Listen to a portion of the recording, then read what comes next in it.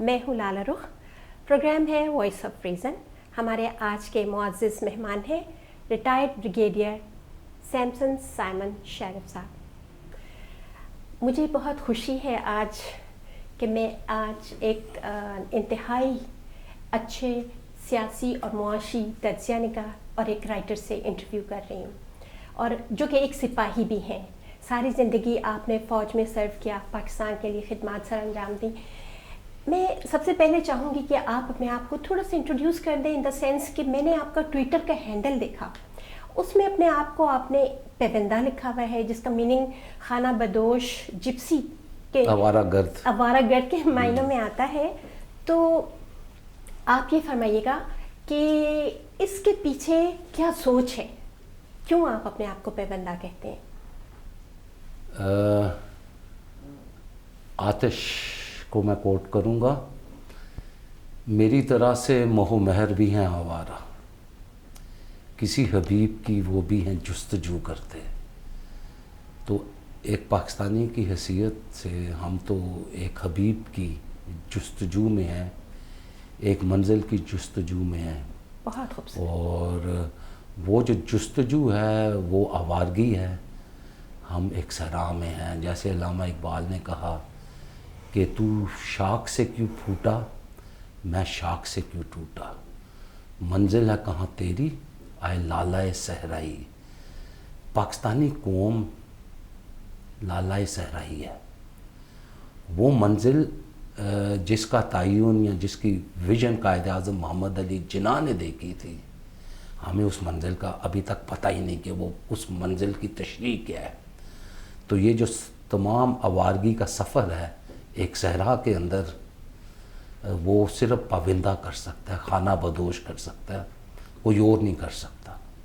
ہم ایک نقلستان کی تلاش میں ہیں، ہم ایک ایسی وادی کی تلاش میں ہیں جس میں دودھ کی نہریں بہتی ہوں، شہد ہو اور سبزہ زار اور ہریالی ہو، جس میں ہر کوئی خوش ہو، ہر کوئی محبت اور ہم آہنگی کے ساتھ رہے، اور وہ ہو پاکستان کی دھرتی. تو میری جو آوارگی ہے اس کا تعلق اس سے ہے.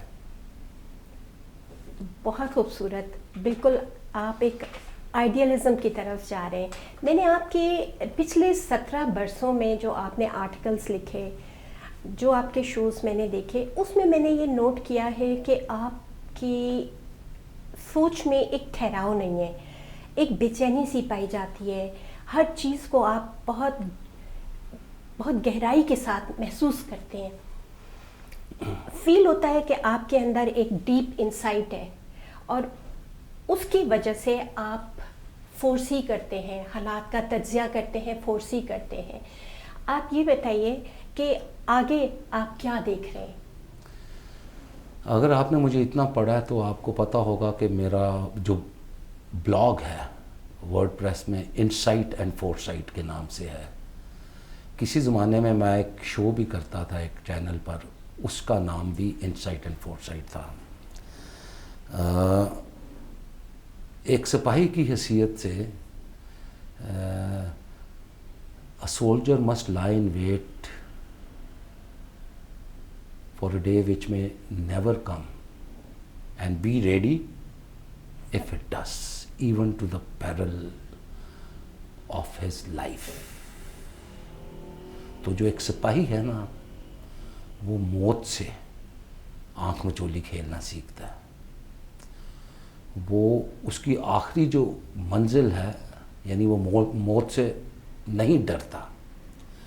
تو جب وہ موت سے نہیں ڈرتا تو دنیا کے جو حوادث ہیں یا جو پریشرز ہیں ان سے بھی انہیں نہیں ڈرنا چاہیے.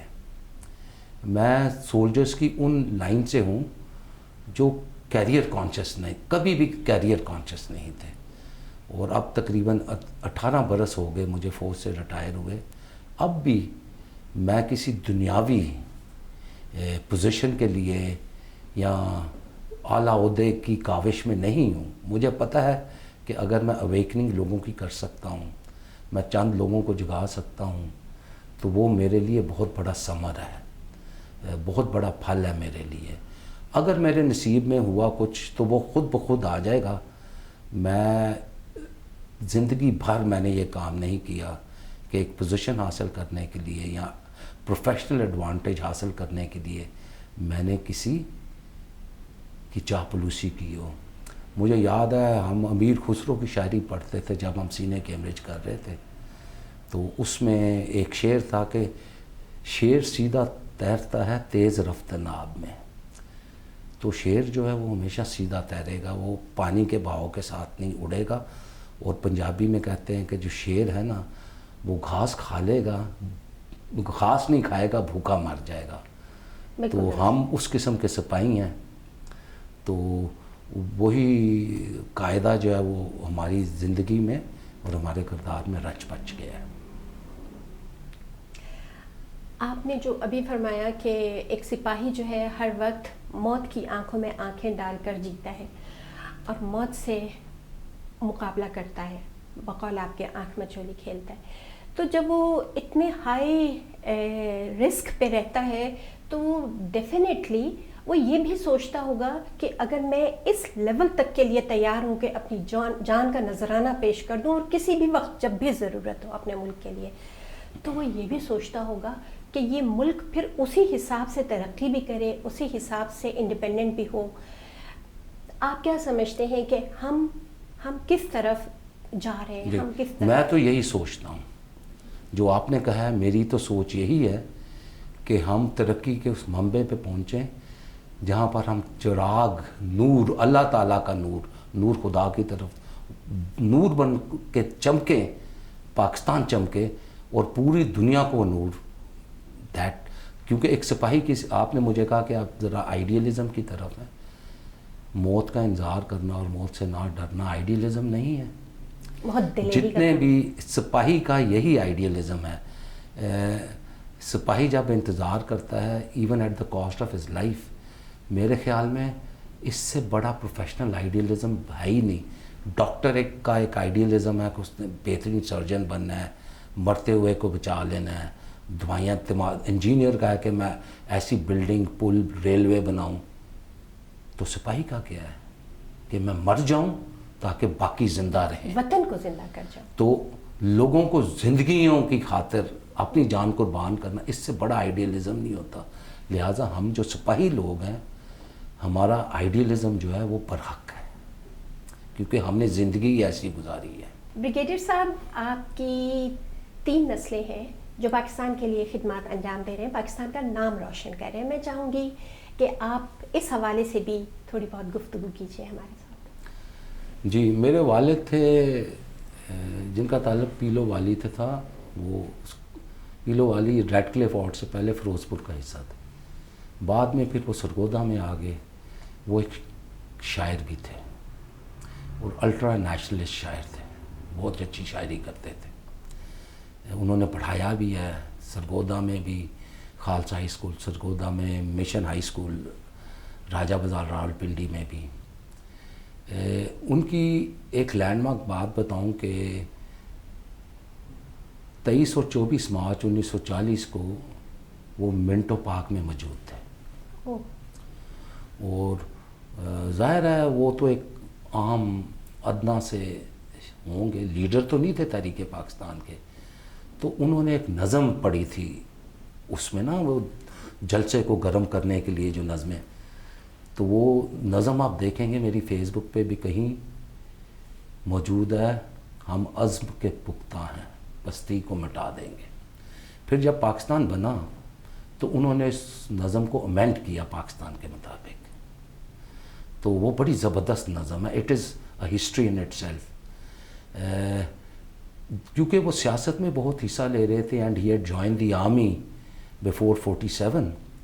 MES راولپنڈی میں تعینات تھے. تو he was taking part in politics. تو ان کو سزا کے طور پہ کالا پانی بھیج دیا گیا. اس زمانے میں کالا پانی تھا کوئٹہ. تو ادھر بھی انہوں نے جب یہ شروع کر دی سیاست تو he was suspended from his job. When he got suspended تو ایک تھا آل انڈیا مسلم لیگ, تو اس کے ذیلی ایک بنی آل انڈیا مسیحی لیگ. اس کے پہلے صدر میرے والد تھے. اور پھر جب قائد اعظم کوئٹہ آئے تو میرے والد نے ان کو ریسیو بھی کیا, اور جو کرسچن ہاسپٹل کوئٹہ ہے بہت بڑا اسپتال ہے, they have a huge ground جس کو مشن ہاسپٹل کوئٹہ بھی کہتے ہیں, اس کے میدان میں صرف کرسچنز اور ہندوز ریلیجس مائنورٹی جو ان کا جلسہ ہوا تھا, قائد اعظم نے ایڈریس کیا تھا, میرے والد صاحب ان کے ساتھ بیٹھے ہوئے تھے. تو جو میری امی کو جہیز کی 2 کرسیاں ملی تھی وہ میرے سب سے بڑے بھائی کے پاس ہیں, تو وہ 2 کرسیاں اس اسٹیج پہ صرف لگی تھیں وہ والی, ایک پہ میرے والد تھے, ایک پہ قائد اعظم تھے, ایک پہ وہ دوسری کرسی جو تھی اس پہ قاضی فائز عیسیٰ تھے, قاضی عیسیٰ تھے سوری, ان کے والد. تو اس قسم کے میرے والد تھے. تو پھر قائد اعظم کو انہوں نے بتایا کہ جی میں تو سرکاری ملازم تھا, سسپینڈڈ ہوں, وہ بحال ہو گئے. Then as a tribute to his services for Pakistan he was honoured to be posted to Wah cantt. Wah cantt اس زمانے میں بن رہا تھا, تو اس میں پھر انہوں نے ایک چرچ واہ کینٹ کا ڈیزائن کرنے میں مدد دی, اور لاہور کے میری امی کے ساتھ, اور وہاں جا کے انہوں نے پیمائشی بادشاہی مسجد کی. تو واہ کینٹ میں جو مسجد ہے وہ اس کا جو پروفائل ہے اور وہ سارا نقل ہے بادشاہی مسجد کی جو میرے والد اور والدہ نے کی تھی. تو اس قسم کے then he again got activated into politics. تو پھر he was thrown to east Pakistan. تو وہاں پر رانی ڈھاکہ وغیرہ اور یہ قاسم فضل حق وغیرہ کے ساتھ ان کے روابط بہت ہو گئے, تو لوگ ان کے پیچھے پڑ گئے, کیونکہ قاسم فضل حق کو he had been declared as a ٹریٹر, جنہوں نے قرارداد پاکستان لکھی تھی, جن کے نام پہ سڑک بھی ہے بلو ایریا میں. تو وہاں پہ پھر ان کی مڈبھیڑ ہوئی لوگوں کے ساتھ, ایجنسیز کے ساتھ, سر پہ انہیں ضرب لگی, اس کی وجہ سے پھر پیرالائز ہو گئے, بلڈ کلاٹس دماغ میں جم گئے ہوئے تھے. Then he was sent to west Pakistan. یہاں پر 1960 میں سرجری ہوئی, اور he didn't survive the surgery. C M H Lahore میں ہی پاسڈ ہوئے 25 مئی 1960. تو یہ ان کی سروسز تھیں, لیکن he could right with his right hand. تو اس نے لکھا تھا کہ کوشش کرنا میری ماں کو کہ میرے تمام بچے مسلح افواج میں جائیں, because we have to prove کہ we are patriotic Pakistanis. He died with that. تو وہ پھر ٹریڈیشن ہم نے شروع کی, ہم 3 بھائی آرمی میں آئے, and we all served as officers in the army. اب ماشاء اللہ ہماری اگلی نسلیں جوان ہیں, وہ بھی پاکستان کی خدمت کر رہی ہیں, اور اس وقت پاکستان میں 2 کریکٹرز ہماری اگلی نسل کے بہت سرگرم ہیں.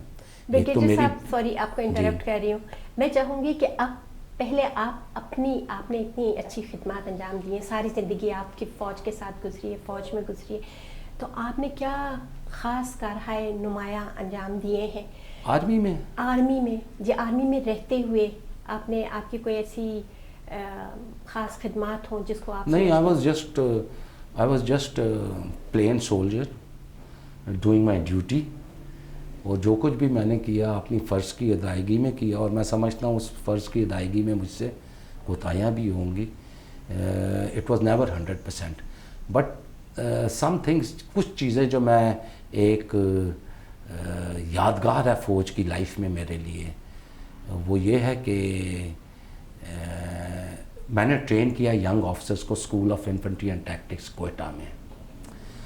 وہ ینگ آفسرز جن کو میں نے ٹرین کیا وہ کور کمانڈر بن کے ریٹائر ہو گئے. سو وہ جب سکسیزفل ہوتے تھے تو اس میں مجھے اپنی ریفلیکشن نظر آتی تھی. پھر مجھے موقع ملا ینگ آفسرز کو ٹرین کرنے کا پاکستان ملٹری اکیڈمی میں. تو وہاں پہ بھی میں نے one of the things which I wanted to instil in them was character. یعنی اگر ایک سپاہی موت کے لیے تیار ہے تو اس کو پھر کسی اور چیز کا ڈر نہیں ہونا چاہیے. I try to instil that in them. ابھی ان میرے شاگردوں میں سے بہت زیادہ ہیں جو اب بھی حاضر سروس ہیں. So this was a great honour. The third honour was کہ مجھے ایک سینسٹیو اپوائنٹمنٹ دی آرمی نے, because they had no choice. I was the only one who was qualified in that subject at that point of time, that is nuclear strategy. This was in 1997. So मेरे ऊपर कोई check नहीं था, मेरे ऊपर वाले को भी कोई सब्जेक्ट को ज़्यादा पता नहीं था, नीचे वाले को मुझे सिखाना पड़ता. So for me it was free, complete freedom. तो मुझे याद है 97 में जनरल जहांगीर करामत ने कहा कि if BJP comes to power तो क्या वो न्यूक्लियर धमाके करेंगे. तो मैंने उन्हें कहा कि इंस्टेंटली गट रिएक्शन मेरा ये है कि वो करेंगे, but I will have to probe it deeply to prove कि वो करेंगे. तो उन्होंने मुझे फिर कहा कि तुम करो और पाकिस्तान का क्या रिएक्शन होना चाहिए.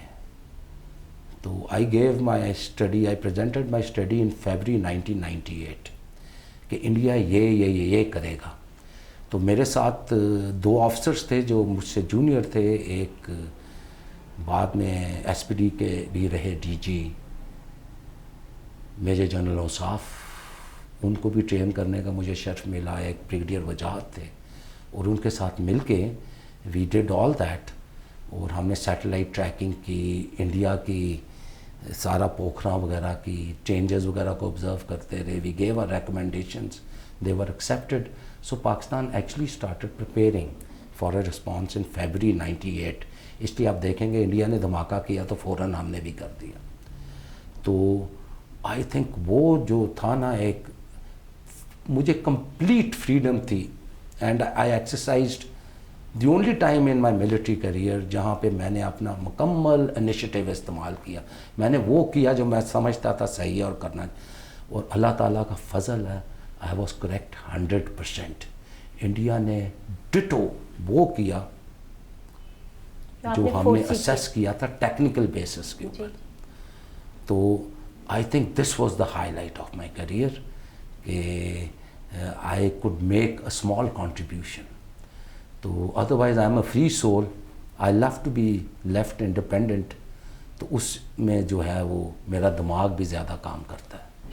अगली जनरेशन का ताल्लुक़ है तो मेरी फैमिली की हद तक तो there was also woman behind the soldier. तो उसका क्रेडिट मेरी वाइफ को भी बड़ा जाता है. मेरे तीनों बच्चों ने माशाल्लाह बहुत तरक्की की है. एक बेटी इलेक्ट्रिकल इंजीनियर है जो पाकिस्तान में अपनी IT कंपनी चलाती है और उसको ना सिर्फ पाकिस्तान में दुनिया भर में रिकग्निशन मिली है. फॉर्च्यून 500 विमेन में वो शुमाल की जाती है पूरी दुनिया के. She keeps visiting Los Angeles और अमेरिका वगैरह जाती है. वहाँ पर she was a state guest also. दूसरे ममालिक भी उसको लेक्चर्स वगैरह के लिए बुलाते हैं, उसकी बहुत पजीराई करते हैं. So she has shown her self in the next generation. Daniel उसका नाम है और माशाल्लाह अल्लाह ताला का शुक्र है वेरी सक्सेस. बाकी 2 पीछे नहीं हैं. मेरी अगली बेटी she is a doctor, endocrinology में स्पेशलाइजेशन है. अब उसकी कंसल्टेंट ट्रेनिंग कंप्लीट होने वाली है. So another 2 years she will be a consultant. She is employed in Cardiff with the NHS UK. तीसरा बेटा जो है again he was an engineer और उसने फाइन अपनी हायर एजुकेशन फिनलैंड में की. वहाँ पर finish government, he was a European student of the year. और उन्होंने फिर उसको छोड़ा नहीं, उसको अच्छे मेंटोर्स दिए, स्पॉन्सर्स दिए एंड हिज करियर जो है sky rocketed. Right now he is in Facebook. मेरे बड़े भाई थे मेजर जोसेफ शरफ, उनका बेटा भी पाकिस्तान में है क्रिस्टोफर शरफ, क्रिश्चियन स्टडी सेंटर में. और पाकिस्तान की जो putting all the strands of Pakistan together, Hindus, Christians, Muslims, Sikhs, बहाईज, Parsis, उन सबको इकट्ठा करने में उसका एक बहुत बड़ा किरदार है. और he is a very very vibrant member of पैगाम पाकिस्तान, क्रिस्टोफर शरफ. तो वो भी माशाल्लाह बहुत अच्छा काम कर रहा है. उनकी बेटी ने अभी O levels किया सेंट मेरीज से. She stopped in her school. So next generation भी जो है ना, it is rising to the occasion.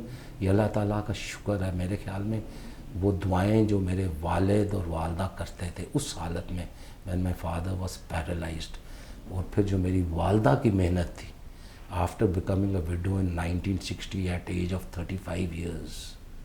اور ہم سب کو اس نے اس ویژن کے مطابق گروم کیا, ایجوکیٹ کیا. یہ اسی کے ثمر ہے. ہم تو اب ریل گاڑی چل پڑی ہے, ہم اس کے ڈبے ہیں, وہ اپنے مومنٹم پہ جا رہی ہے. سیلاب آنے سے قبل ہمارا ملک ایک معاشی بحران سے گزر رہا تھا. اب یہ موجودہ سیلاب نے صورتحال مزید بگاڑ دی ہے, اور جو کہ ساری دنیا کے سامنے ہے. آپ یہ فرمائیے کہ کیا آپ سمجھتے ہیں کہ ہم اس معاشی بحران سے کبھی نکل پائیں گے؟ میرا اس کے اوپر ایک ویو ہے. پاکستان وہ ملک ہے جس نے 1947 سے اب تک it has shown flashes of brilliance, لیکن ہم اس کو سسٹین نہیں کر سکے. وہ جو فلیشز آف بریلینس ہم نے شو کیے ہیں, they have not been sustainable. اور میں ہمیشہ سوچتا ہوں, جب میں لکھتا ہوں, why they are not sustainable. اور اس کا جواب جو مجھے ملتا ہے وہ یہ ہے کہ پاکستان کی پولیٹیکل اکانومی ایسی ہے کہ it can be manipulated by internal actors and external actors, and it has always been manipulated. جب بھی ہم نے سڈنلی ایک سرچ کیا, ترقی کی, اس کے بعد ہمارا سڈنلی زوال آیا ہے. You will see it every time it has happened. خواہ وہ ایوب خان کا زمانہ تھا, خواہ وہ 50s تھے. 50s جو ہمارا پولیٹیکل انسٹیبلٹی کا زمانہ تھا, اس میں بھی ہم نے بہت ترقی کی. آپ یاد رکھیں 47 میں دفتروں میں کامن پن نہیں ہوتی تھی تو ککر کے کانٹے استعمال کیے جاتے, لیکن اس زمانے میں بھی ہم نے بڑی تیزی کے ساتھ ترقی کی ڈسپائٹ پولیٹیکل انسٹیبلٹی. پھر ایوب خان کا ڈیکیڈ آف پروگریس آیا, وہ ہمیں ایک اور لیول پہ لے گیا. We became a model developing state for the world.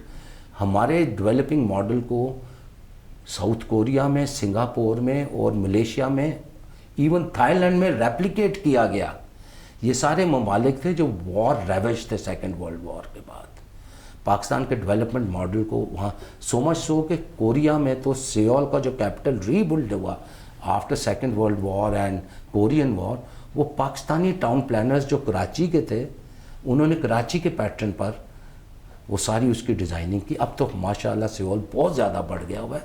تو these were the flashes of brilliance. Then what happened, there was a dip, and there has always been a rise and there has been a dip. اور یہ جو dip ہے ہماری political economy میں, that comes because of economic hit man, اینڈ یہ صلاحیت کر گئے ہیں ہماری ہر جگہ پر. ہماری اسٹیبلشمنٹ میں ہے, ہمارے سیاستدانوں میں ہے, پولیٹیکل پارٹی میں ہے, اکانومسٹ, بینکنگ سسٹم میں ہے. یہ ہمیں محتاج کر دیتے ہیں باہر کا. آپ دیکھیں گے کہ سڈنلی بہت زیادہ ترقی ہوئی جب ہم نے دھماکے کیے. دھماکے کے فوراً بعد فارن کرنسی اکاؤنٹ سیز کر کے اکنامک ڈپ میں چلے گئے. ہمارا جی ڈی پی 2 سے بھی نیچے چلا گیا, آپ کو پتہ ہے. اور اسی طرح رہا جب تک کہ مشرف صاحب نہیں آیا اور رائز ملنا شروع کیا, 6 تک چلا گیا. ابھی 9/11 نہیں ہوا تھا, ہمارے فارن ایکسچینج بڑھنے شروع ہو گئے اور پاکستان اسٹیل مل بحال ہو گئی. پھر کیا ہوا, then those actors came into place. انہوں نے پھر ایسی انسٹرومنٹس ڈالی, ایسے ڈرین پلگس ڈالے ہماری اکانومی پہ. It's all documented in my articles. اور انہوں نے ہماری جو گڈ پرفارمنس تھی اس کو 2006-07 کے بعد ڈرین کرنے دیا. پاکستان اسٹیل مل بیٹھ گئی, ہمارا انرجی سیکٹر بیٹھ گیا.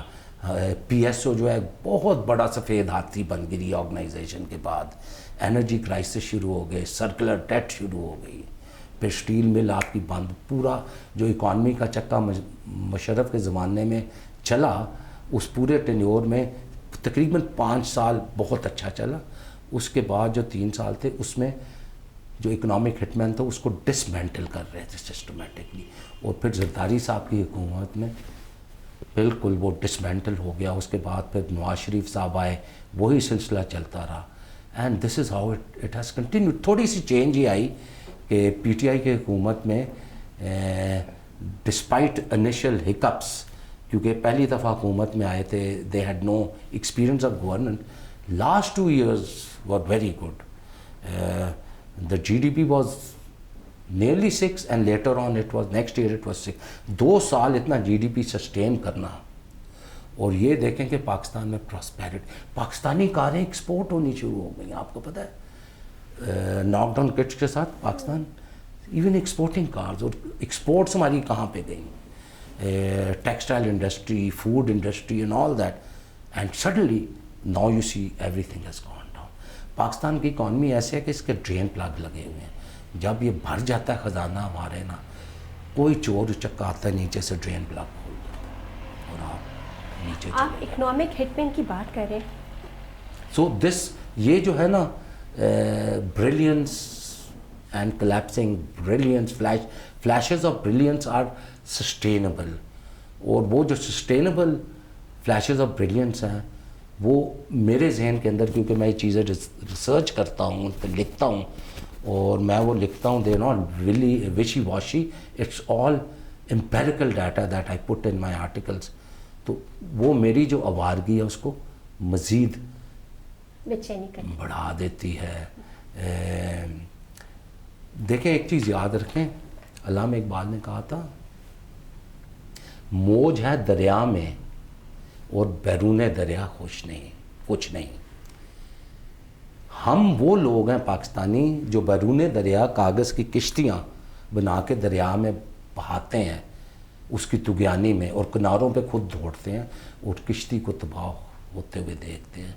हमने दरिया के अंदर कूदना है, हम दरिया में कूदेंगे, और वो दरिया पानी का नहीं है, आग का दरिया है।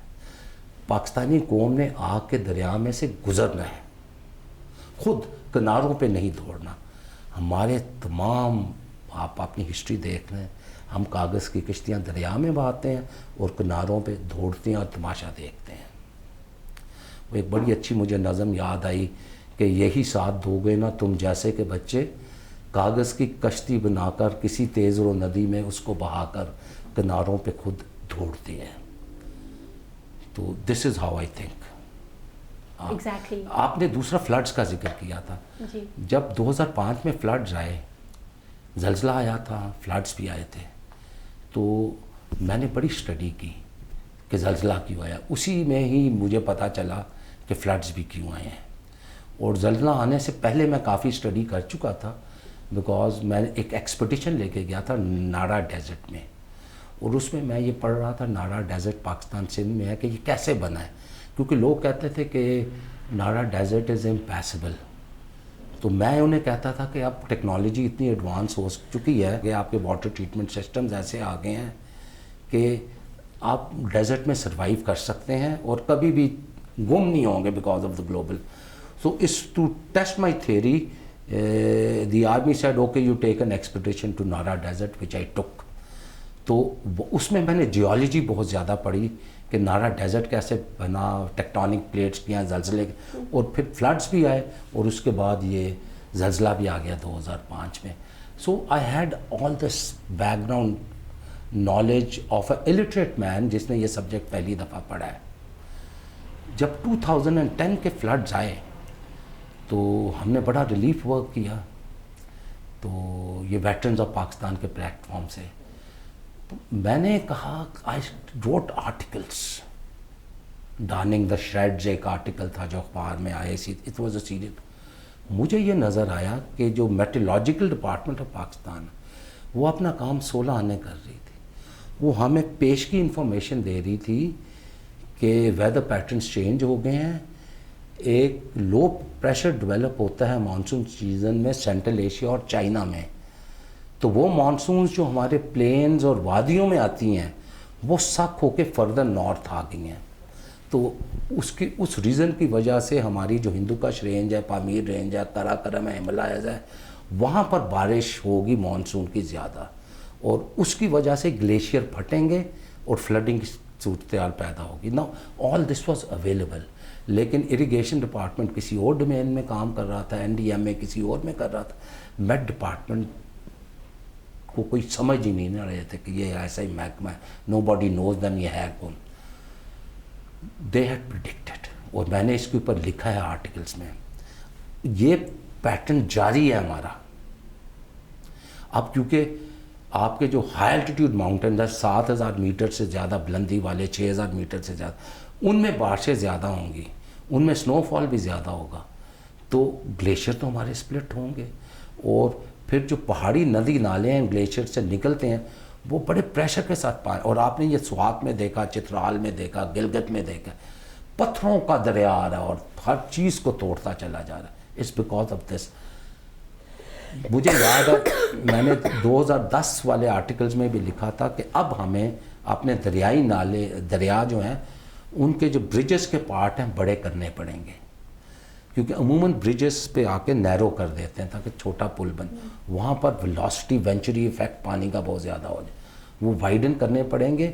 اور ہمیں حدود مقرر کرنی پڑیں گی کہ ان حدود میں دریا کے کناروں کے کوئی کنسٹرکشن نہیں ہوگی، کوئی کمرشل ایکٹیویٹی نہیں ہوگی. آپ دیکھیں ہنی مون ہوٹل سوات کس نے اجازت دی؟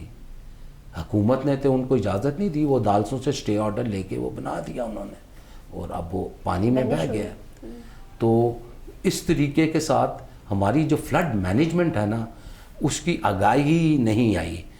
اگر ہم اپنے برجز 2010 اور 22 کے درمیان میں برجز نئے بنا جو تباہ ہوئے تھے، ان کے پار ان کی بیٹمنٹس کی لینتھ ڈبل ٹرپل کر دیتے، ان کے پیئرز اور برج وہ جو پائلنگ کی ہے وہ زیادہ ہو جاتی تو ہمارے برجز نہ ٹوٹتے.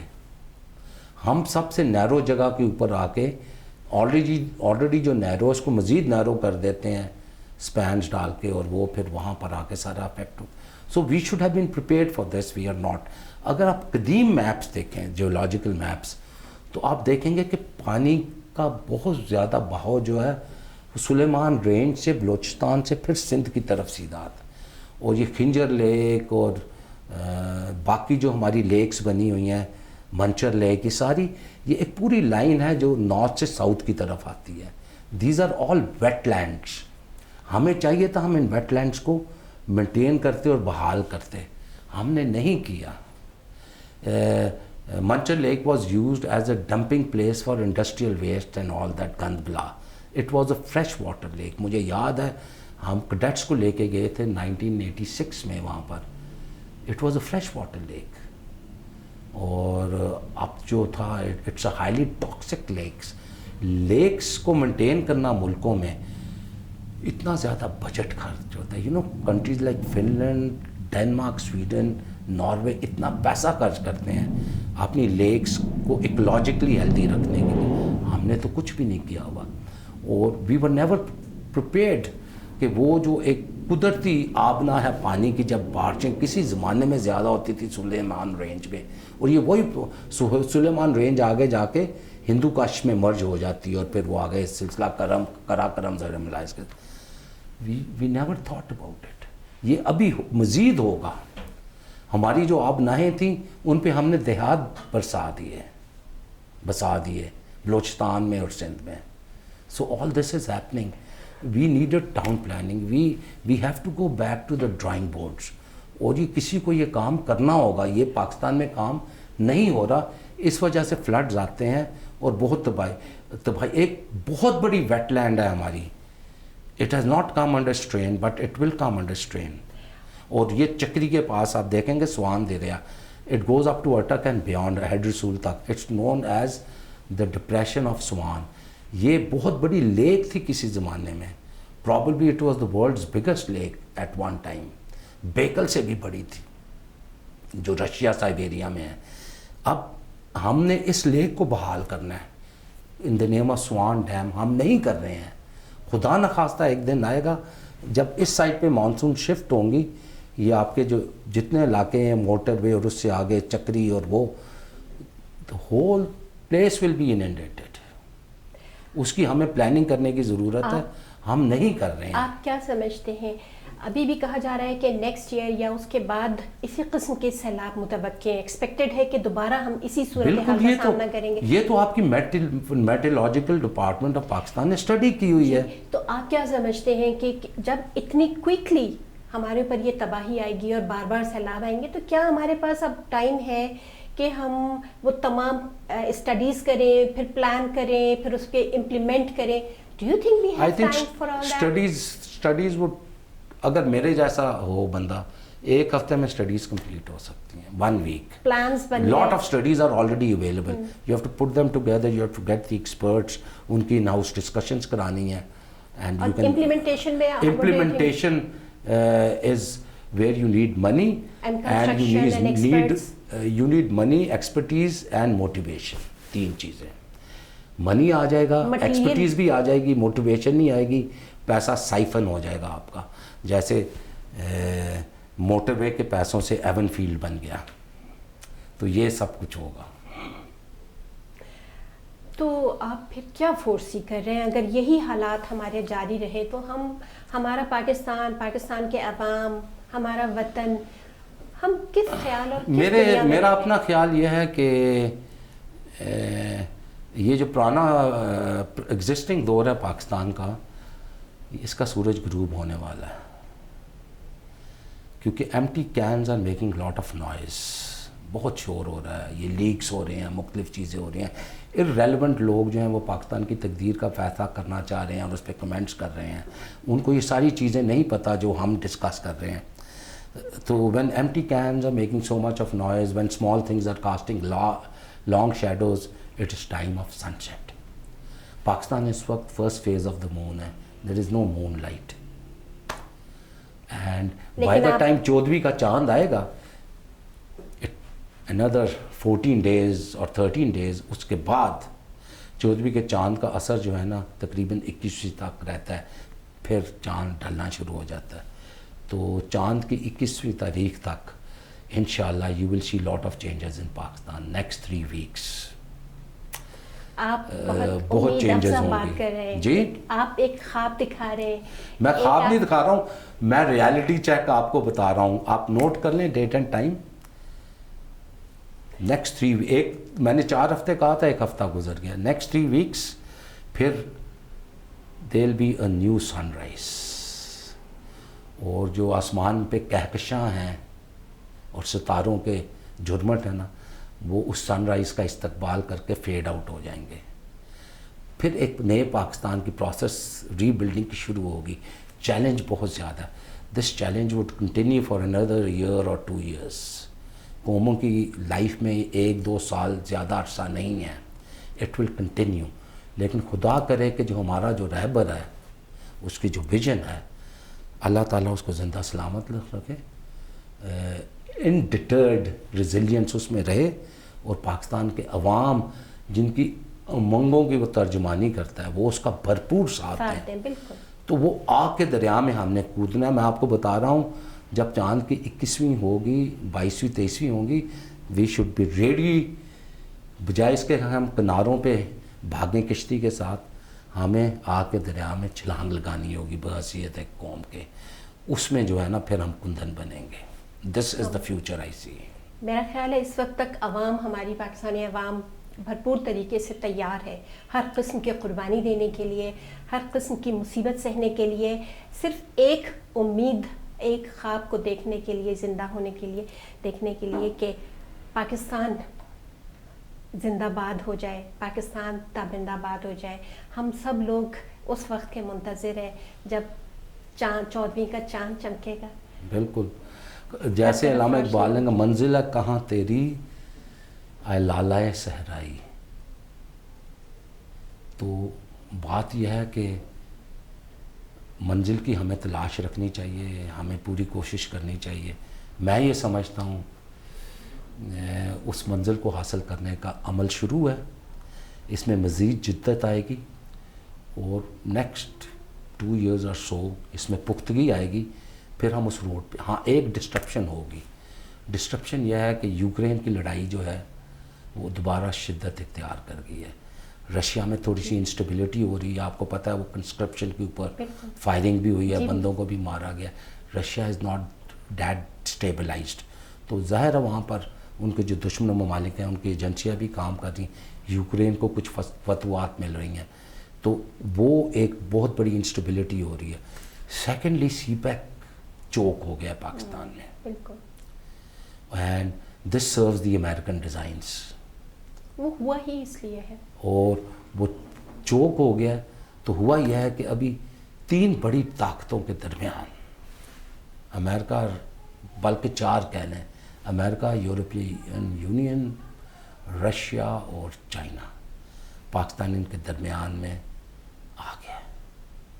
ہم نہ ادھر کے ہیں نہ ادھر کے ہیں، ٹھیک ہے، نہ ہمیں حبیب ملا ہے نہ ہمیں منزل ملی ہے۔ لیکن اگر ہمیں یہ پتہ ہے کہ ہمیں اس وقت ہماری پالیسی آوارگی میں ہے، نیگیٹو آوارگی میں، اس آوارگی میں نہیں جس کا ذکر میں کرتا ہوں۔ It's neither here it's neither there, this is very dangerous, note it. انتہائی فروٹفل ڈسکشن رہی آپ کے ساتھ، تھینک یو۔ بہت آپ نے خوبصورت خیالات کا اظہار کیا، بہت امید افزا باتیں کی۔ اللہ تعالیٰ ہمیں یقینی طور پر جو ہم نے باتیں کی اسی ڈائریکشن میں لے کے جائے اور ہمیں پاکستان کو کامیاب اور کامران دیکھنے کا موقع عطا فرمائے۔ بہت شکریہ۔ بہت بہت شکریہ مجھے مدعو کرنے کا اور پوری آزادی کے ساتھ اپنے ٹوٹے پھوٹے خیالات کا اظہار کرنے کا۔ I may not be right in everything, but at least my intentions are right. I am very clear about that. So thank you very much for inviting me. Pakistan Zindabad.